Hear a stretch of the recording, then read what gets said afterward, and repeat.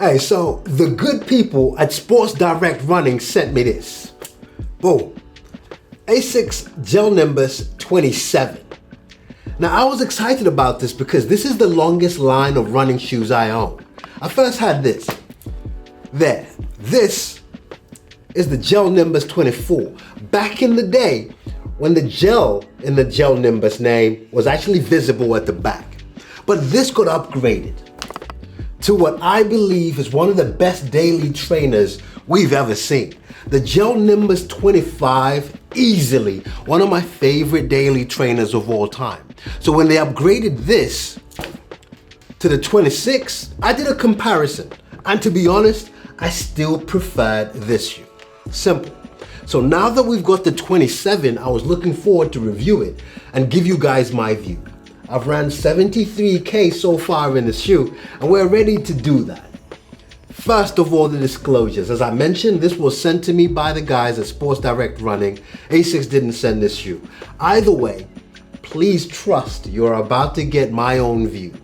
Now, I've pivoted my shoe reviews and I'm gonna be doing them differently. The question is simple. How does this shoe work for an average or a new runner? That's it. Is this a suitable shoe for someone who's just started running? Is this a suitable shoe for someone who's trying to get back into running? Would I recommend the Asics Gel Nimbus 25? All of my reviews will aim to answer that question. Done. So, let's start there. There's only one reason why I would fail to recommend this shoe, with plenty more reasons why this is the right shoe for you to consider as a new runner or an average runner. My name is Aubrey. I'm a very average runner, simply trying to be less average by the day. As at the time of filming this, you've given me 19,780 subscribers. Thank you very much. Let's get into it. I always start my reviews with 3 things that you need to know. And that is 1, the price, 180. That is possibly the only downside to this shoe. I'm about to tell you a heck load of pluses. The other thing you need to know is the makeup of this midsole. It's quite a high stack shoe. It measures 44 millimeters at the back and 36 at the front, giving you that 8 millimeter drop. So the front of it obviously will be lower than the back, lifting your foot up higher for a more comfortable run. The other thing you need to know about is the weight. 326 grams in my 9.5 UK. Why is that important? I don't think it's important at all because of the purpose of this shoe. It's a daily trainer. When you start looking at race day shoes, that becomes more of a factor, but please take it from me, highly irrelevant, and I don't care for it much. Let me ask just a simple question that I think is overlooked in running shoe reviews. Outside of running, is this shoe any good? So what would you use it for? Walks. Perfect shoe for walking because of how comfortable everything is. The other thing is, in my 73K of running in this shoe, there's been a mix. I've done very fast workouts, I've done very easy slow workouts, and I have done 2.5 long runs in this shoe. Now it's important that I clarify the type of running in terms of pace that I do, which is why I always start with telling you I'm a very average runner. I'm not out here kicking out Kipchoge pace. Don't worry, Kipchoge, bro. Your job is safe. I'm running about a 55-minute 10K currently. I'm training for a marathon. It's all about keeping the running going. So the pace is not anything special. If you run like me, additionally, I weighed in this morning, I'm just under 87 kilos. And because of my build, this becomes a very easy shoe to recommend. It's an excellent running shoe. Let's talk about it from the top all the way down, and I'll start telling you why I'm saying so. If you're walking in this shoe or you're running in this shoe, the heel of it, well padded. It's extremely padded, and you can see the inside of that. There is a padding, a line in there that hugs your ankle really well. This collar of the shoe holds your foot in there really well. I didn't have any problems because sometimes in some shoes where you don't get a good heel lockdown, your heel slips in and out, causing friction and discomfort. I didn't get that here. The other thing to talk about in terms of the heel is, if you look at the back over there, is this thing here. This is a heel tab. It makes putting on this shoe and taking it off quite seamless. It's very easy. It's a very good heel tab. Most shoes will have it, but it will be a very thin one that kind of hurts your finger to use. But they've lined it up super wide, and it's a very comfortable heel tab to use. That's the heel. In terms of the structure of the heel, you're gonna be, it's tough to squeeze that. I like it for that because it provides you that security. It's a very well constructed heel.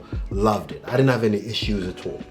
Let's talk about the lacing system. Now, normally I fuss about lacing systems simply because they add to the resilience of a shoe.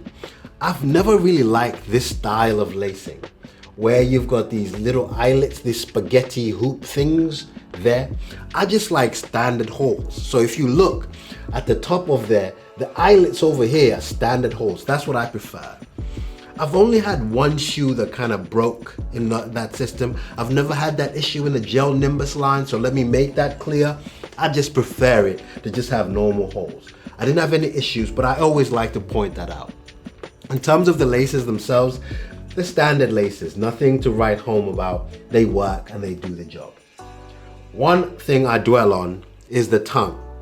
The Gel Nimbus line, they do this very well. It's a stretchy tongue. Look, it's a stretchy tongue. Before, in the other ones, it could be a bit too long, but I find this length to be good. The only downside to it, it's not a padded tongue. It's not as padded as I would want it to be, but it works. In your normal daily trainer, especially considering how padded this heel is, I like that to be uniform in terms of the feel. So it's not as padded, but the one plus of it is a tongue that is gusseted, so it's attached on the inside of the shoe. That's always a tick. Boom. It's also a very well perforated tongue, allowing for breathability. I like that. I wish though it was a bit more padded, just to be in uniform with the shoe. Let's talk about the upper. Now the upper is this top part of the shoe. Why is it important that we focus on this? Two reasons. Actually, let me add a third one. One, the upper is the main part of the shoe aesthetically. When you look at that, I'll be honest with you, the Gel Nimbus line, apart from the 24, which, all right, here it is, that's a crazy look, and I loved it for that. But this is kind of a plain look. It's very simplistic, and I like it for that. I'm not complaining. I think it's good. So it's a very standard looking upper. You get the exaggerated Asics kind of standard look, the logo that you always see on Asics shoes. I like it for that. Nothing complex, nothing too fancy. In the performance of the upper, which is the second thing I want to talk about, from the 26 was a knitted upper. This is a jacquard mesh.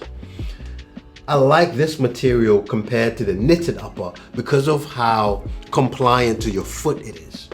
I like this material. The knit upper can be a bit stretchy in places, and it kind of decreases your stability in the shoe because it's susceptible to moving. Don't get me wrong, I think the way that Gel Nimbus 26 was done, the way other shoes that have got knitted uppers, they take that into consideration, and therefore there is some pieces to the upper that adds to that lockdown. I do prefer this kind of material. And that's the third point I was going to mention. So not necessarily performance in the fit of the shoe, the breathability, but the material that they've used, I think adds to the performance of the Gel Nimbus. The second thing I want to talk about, outside of the appearance, the performance, as well as the material, is it true to size? Absolutely. I wear a 9.5 UK, and I want to mention the fact that the true to sizeness of the shoe matters, especially during your long runs. You'll be out there running a long time, and that could be half an hour for you. That could be an hour for some, 2 hours, 4 hours, 5 hours if you choose to take this out on a marathon. That's going to be very important to make sure that it fits you right. I wear a 9.5 UK, and I wouldn't change anything about how this fits.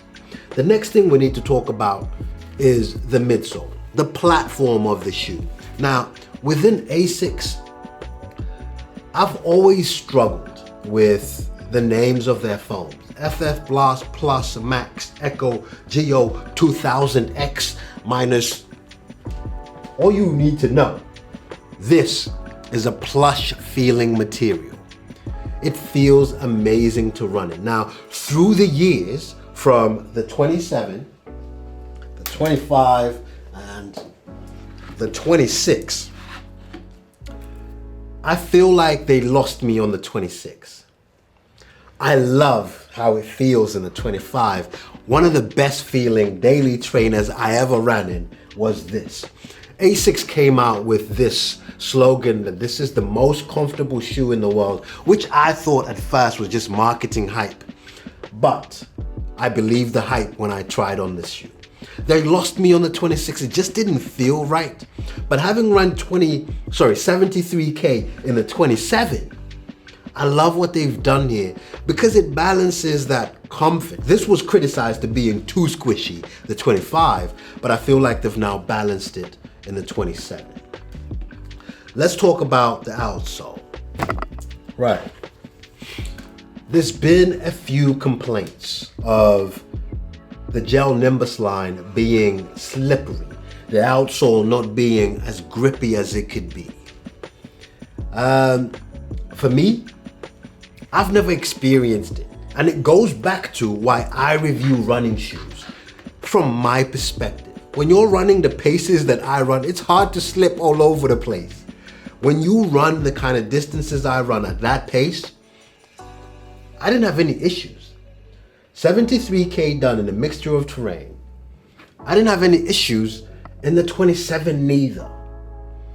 That's not to say you won't have any issues. That's not to say your other shoe reviewers didn't have issues.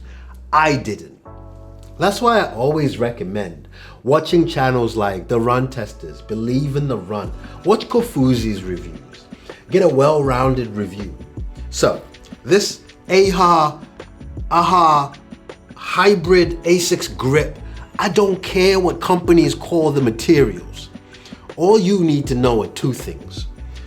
Is your midsole well covered? In other words, this plush material here that you're landing on, is it well protected by the outsole? Yes. No part of the midsole that I need to be covered is left uncovered. The second thing, is it gripped enough? Absolutely. It is notably grippier than the 25.